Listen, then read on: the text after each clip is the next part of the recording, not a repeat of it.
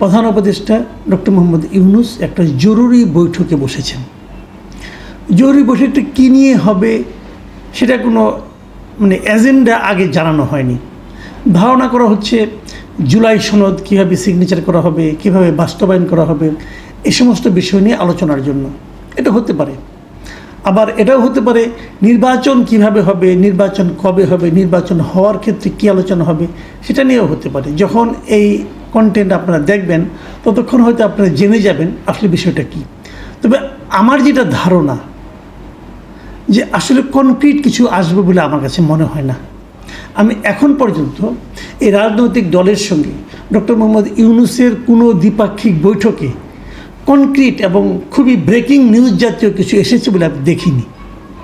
আমি এখন পর্যন্ত যতটুকু জানতে পেরেছি বিভিন্ন সোর্সের মাধ্যমে যে উনি বলেছেন যে নির্বাচন ফেব্রুয়ারিতেই হবে। তো এখানে নাথিং নিউ, নির্বাচন ফেব্রুয়ারিতেই হবে এটা আমিও মনে করি। কারণ নির্বাচন ফেব্রুয়ারিতে হওয়া ছাড়া কোনো উপায় নেই। নির্বাচন যদি ফেব্রুয়ারিতে না হয় তো দেশে যে অরাজক পরিস্থিতি তৈরি হবে বলে আমার ধারণা, সেটা সামাল দেওয়ার ক্ষমতা এই সরকারের নেই। এই সরকারের যে কী কী ক্ষেত্রে ক্ষমতা আছে সেটাও আসলে আমার পক্ষে মাঝে মাঝে বোঝা কষ্ট হয়ে দাঁড়ায়। যাই হোক, আপনারা হয়তো বুঝবেন, আপনারা জানবেন। যে সেই আলোচনায় আমি আর যাচ্ছি না। আমি আজকে যে আলোচনাটা করতে চাচ্ছি সেটা হলো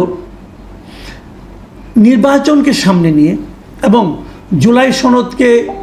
জুলাই সনদের বাস্তবায়নকে সামনে নিয়ে এমন একটা অবস্থায় আমরা পৌঁছেছি যে এটা আসলে একটা জটিল অবস্থা।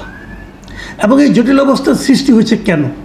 সৃষ্টি হয়েছে এই কারণে যে আমরা দেখেছি এই সরকারের বিষয়ে পলিটিক্যাল পার্টিগুলির মধ্যে এক ধরনের অনাস্থা আছে। সরকারের ব্যাপারে জনগণের মধ্যে অনাস্থা আছে কি নেই সেটা অনেক দূরের ব্যাপার। ওটা বুঝতে গেলে নানা ধরনের গবেষণা লাগে। কারণ সরকার বলে জনগণ আমার সঙ্গে আছে, এই সরকার বলে জনগণ উন্নতিতে নাকি বুঁদ হয়ে আছে, নানা রকম কথা, ইতিবাচক কথাবার্তা বলে। কিন্তু সেটা আসলেই কি সেটা বোঝা বড় কঠিন। তবে রাজনৈতিক দলগুলো কি মনে করে সরকারের ব্যাপারে সেটা কিন্তু বোঝা যায়। কীভাবে? রাজনৈতিক দলগুলো যখন কথা বলে তখন তো আমরা ওগুলো দেখতে পাই মিডিয়াতে। আমরা এই সরকারের প্রতি আওয়ামী লীগের কথা বাদ দেন, আওয়ামী লীগ তো পলিটিক্যাল পার্টি, তার কথা আমি ধরছি না। আওয়ামী লীগ, জাতীয় পার্টি, এগুলির কথা আমি ধরছি না। ওরা তো সরকারের বিরোধিতা করবেই। তো তাদের আলাপ যদি আমি বাদও রাখি, যারা সরকারের পক্ষে, যারা এই সরকারকে নিঃশর্তভাবে শুরু থেকে সমর্থন দিয়ে এসেছে, সেই দলগুলোর ফিলিংসটা আসলে কী? তারা কি এই সরকারকে নিয়ে এখন খুব বেশি উচ্চাসা প্রদর্শন করছে? আমরা কতগুলো জিনিস লক্ষ্য করলাম। যেমন দায়িত্ব নেওয়ার পর থেকে সরকারের সঙ্গে সবাই ছিল, বিএনপি, জামায়াতে ইসলাম, ছাত্ররা, তখন তো এনসিপি হয়নি, পরে এনসিপি হলো, এনসিপি, সবাই এই সরকারের সঙ্গে একভাবে ছিল। ধীরে ধীরে শুরুতে আমরা দেখলাম যে বিএনপি এই সরকারের ব্যাপারে এক ধরনের তাদের রিজার্ভেশন তারা প্রকাশ করতে শুরু করলো। এবং এক পর্যায়ে তারা বলেই ফেললো যে এই সরকারের 3 জন উপদেষ্টাকে তারা পদত্যাগ করানো হোক, তাকে বাদ দেওয়া হোক, এই ধরনের কথা বিএনপির পক্ষ থেকে বেশি জোরালোভাবে উঠলো। আমরা এটাও দেখলাম এই সরকারের একজন উপদেষ্টার সঙ্গে বিএনপির একজন কেন্দ্রীয় লিডার, যিনি ঢাকা দক্ষিণে মেয়র নির্বাচিত হয়েছিলেন বলে দাবি করেছিলেন, আদালতের রায়ও তার পক্ষে ছিল, তার একটা সরাসরি বিরোধ আমরা দেখতে পেলাম। ঢাকা শহরে এক ধরনের অচল অবস্থাও কয়েকদিন চলল। তো সেই সময় বিরোধটা এমন পর্যায়ে পৌঁছেছিল, বিএনপির পক্ষ থেকে বলা হলো যে সরকারের 3 জন উপদেষ্টাকে বাদ দিতে হবে। এবং এটা নিয়ে তখন কিন্তু জামায়াতে ইসলাম এবং এনসিপি সরকারের পক্ষে ছিল, তারা কিন্তু বিএনপির সমর্থন করেনি বিএনপিকে। কিন্তু গত 15ই জুন সরকার প্রধান ডক্টর ইউনূস যখন যে লন্ডনে যে তারেক রহমানের সঙ্গে মিটিং করলেন, তারপরে দেখলাম পুরো জিনিসটা যেন ওলটপালট হয়ে গেল। ওলটপালট কীভাবে? যে বিএনপি আর সরকারের ব্যাপারে কিছু বলে না। বিএনপি এখন সরকার যা কিছু বলে বিএনপি তার পক্ষে আছে। বিপরীত দিকে তারা যে 3 জনের পদত্যাগ চেয়েছিল ওটা আবার চায় না। এবং আপনার ইশরাক সাহেবকে তারা আন্দোলনের মাঠ থেকে প্রত্যাহার পর্যন্ত করে নিল। তার মানে আসিফ মাহমুদ সজীব ভুঁইয়ের জয় হলো এক ধরনের।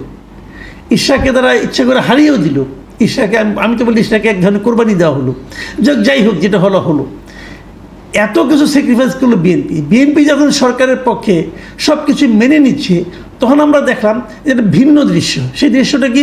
তাদের সরকারে এতদিনের যে বলা হয়ে থাকে সরকারের আপনার কী বলবো এটাকে কিংস পার্টি হিসাবে যাদের পরিচিতি হয়ে গিয়েছিল এনসিপি, তারা ধীরে ধীরে সরকারের বিরুদ্ধে কথা বলা শুরু করলো। জামায়াতে ইসলামী, যাদের সঙ্গে অনেকে এমনও বলতো জামায়াতে ইসলামী সরকারকে চালাচ্ছে, দেখা গেলো তারাও সরকারের বিরোধিতা করা শুরু করলো। এবং সর্বশেষ যেটা আমরা দেখলাম যে এনসিপির যিনি প্রধান নাহিদ ইসলাম, তিনি তো সরকারের উপদেষ্টাদের বিরুদ্ধে সরাসরি অভিযোগও করলেন। তিনি বললেন সরকারের অনেকে তাদের অপকর্ম ঢাকার জন্য এবং সেফ এক্সিট খুঁজছেন এবং এই জন্য তারা বিভিন্ন রাজনৈতিক দলের নেতাদের সঙ্গে এক ধরনের লিয়াজও করছেন, তিনি বললেন।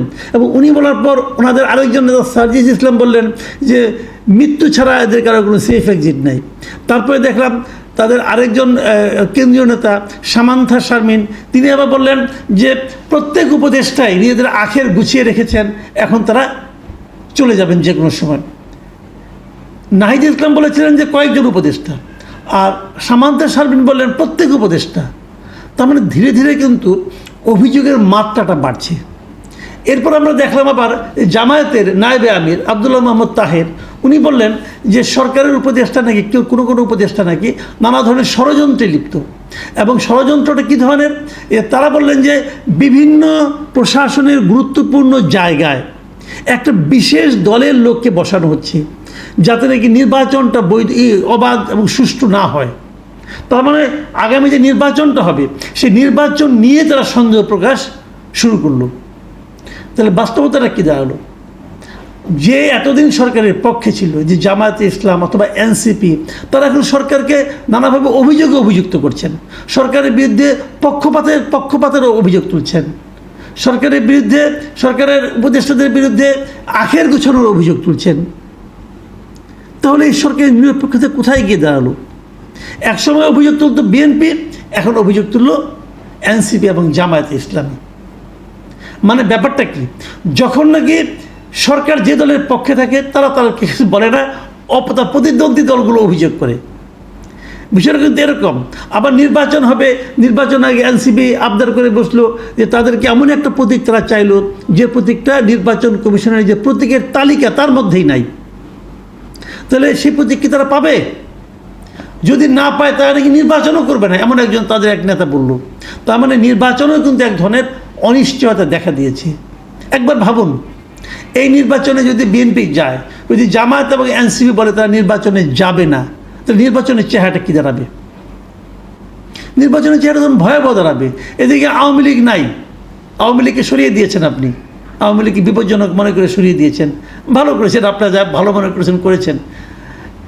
জাতীয় পার্টিকে নির্বাচন করতে দেবেন কিনা এখনো বুঝতে পারছি না। যদি জামাত এবং এনসিপিও না থাকে, নির্বাচনটা কার সঙ্গে কার হবে ভাই? আবার তারপর আবার প্রধান উপদেষ্টা বলছেন যে উনি একটা ইতিহাসে শ্রেষ্ঠ নির্বাচন দিবেন। কিভাবে দিবেন উনি? তো সব মিলিয়ে যে অচল অবস্থা, এটা কেন? আবার আমি যে তত্ত্বগতভাবে একটা কথা বলি, ধরা যাক সরকার একসময় জামাত এবং এনসিপির পক্ষ ছিলেন, তখন তাদের বিরুদ্ধে বিএনপি কথা বলেছে। এখন আবার ধরা যাক তারা বিএনপির পক্ষে আছেন, এখন এনসিপি এবং জামাত সরকারের বিরোধিতা করতেছে। এই যদি হয় তাহলে আমরা এটুকু অন্ততপক্ষে মানতে পারি যে সরকার কখনো না কখনো কোনো না কোনো দলের পক্ষে ছিলেন, কোনো না কোনো দলকে তিনি বিশেষ সুযোগ দিচ্ছিলেন, এই সরকার দিচ্ছিলেন অথবা দিচ্ছেন। তাহলে এই সরকারকে আপনি নিরপেক্ষ কী করে বলবেন? নিরপেক্ষ আগেও বলা যেত না, এখনও বলা যাচ্ছে না।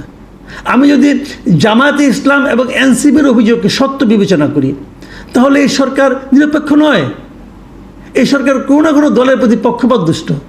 আবার আগের 15 জনের আগের যদি বিএনপির কথাগুলিকে, অভিযোগগুলিকে আমরা সত্য বলে বিবেচনা করি, তাহলে তখন এই সরকারটা পক্ষপাত দুষ্ট ছিল জামাত এবং এনসিপির দিকে।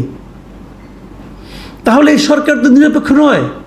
যদি এই সরকার নিরপেক্ষ না হয়, তাহলে এই সরকার কিভাবে একটা ভালো নির্বাচন করবে? তার মানে এই সরকারের পক্ষপাত দুষ্টতার একটা অভ্যাস আছে, কখনো এই পক্ষে থাকে, কখনো ওই পক্ষে থাকে। কিন্তু আপনার তো কোনো পক্ষে থাকার কথা না, তাহলে আপনি কীভাবে নির্বাচন করবেন? আর এই সরকার প্রধানত আগে একবার বলেওছেন যে উনি নাকি এই ছাত্রদেরকে বলেছেন রাজনৈতিক দল করতে। তাহলে বিষয়টা কী দাঁড়ালো? আমি জানি না আজকের মিটিংয়ের পরে কী সমাধান আপনারা পাবেন।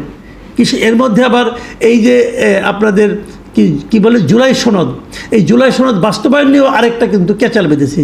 সেটারই বা কীভাবে সমাধান করবে সরকার আমি জানি না। আমার ধারণা নির্বাচনের ডেট যত এগিয়ে আসতে থাকবে, যত নিকটে আসতে থাকবে, তত বেশি জটিলতা তৈরি হতে থাকবে। এবং এই রাজনৈতিক জটিলতাগুলো দেশকে কোন দিকে আলটিমেটলি নিয়ে যাবে আমি জানি না। গণতন্ত্রে উত্তরণের জন্য যে প্রচেষ্টা, সেই প্রচেষ্টা রাজনৈতিক দলগুলো ক্ষুদ্র স্বার্থের কাছে যদি জটিলতার মধ্যে ডুবে যায়, তাহলে অগণতান্ত্রিক কোনো শক্তি আবার চলে আসবে কিনা সে আশঙ্কা থাকবে। প্রিয় দর্শক, আমি কিছু আশঙ্কার কথা বললাম, নিশ্চয়ই এর বিপরীতে কিছু সম্ভাবনা বিষয় থাকতে পারে, আমরা সেগুলিও খুঁজব। আল্লাহ।